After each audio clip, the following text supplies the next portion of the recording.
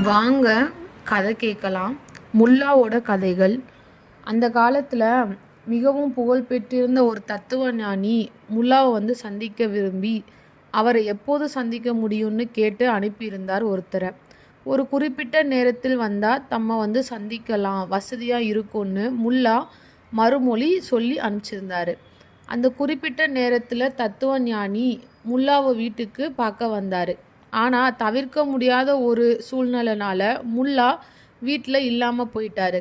அப்போ தன்னை வர சொல்லிட்டு முல்லா இங்கே வராமல் இருக்கானே, தன்னை ரொம்ப இழிவுபடுத்தி வேணும்னே இப்படி பண்ணுறாரா இந்த முல்லா அப்படின்னு சொல்லிட்டு அந்த தத்துவ ஞானி ரொம்ப கோவப்பட்டு ஒரு சுண்ணாம்பு கட்டி எடுத்து முல்லாவோட வீட்டு கதவுல முட்டாள் கழுத அப்படின்னு எழுதி வச்சுட்டு போயிட்டாரு.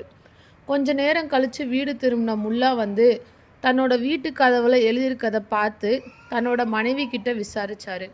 அப்போ அவங்க மனைவி நடந்ததை எல்லாம் சொல்லி விளக்கமாக சொன்னாங்க. உடனே முல்லா அவங்க மனைவி கிட்ட சரி நான் போய் அவரை போய் பார்த்துட்டு வர்றேன் அப்படின்னு சொல்லிட்டு அந்த தத்துவ ஞானியோட வீட்டுக்கு போனார். முல்லாவை பார்த்ததும் அந்த ஞானிக்கு கொஞ்சம் பயம் வந்துருச்சு.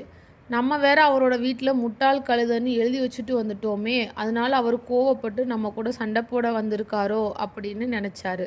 ஆனால் முல்லாவும் ஞானியை பணிவாக பார்த்து வணக்கம் சொன்னார்.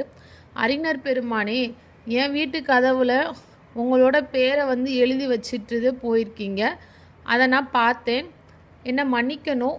எதிர்பாராத ஒரு முக்கியமான வேலை காரணமாக நீங்கள் வர்ற சமயத்தில் என்னால் என் வீட்டில் இருக்க முடியலை அப்படின்னு சொன்ன உடனே அந்த தத்துவ ஞானிக்கு ஆச்சரியமாக போயிடுச்சு.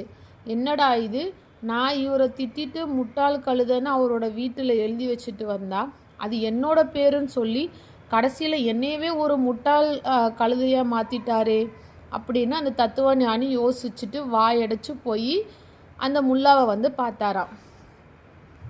ஓகே ஃப்ரெண்ட்ஸ், இந்த ஸ்டோரி உங்களுக்கு பிடிச்சிருந்துச்சுன்னா லைக் பண்ணுங்கள், ஷேர் பண்ணுங்கள், சப்ஸ்கிரைப் பண்ணுங்கள்.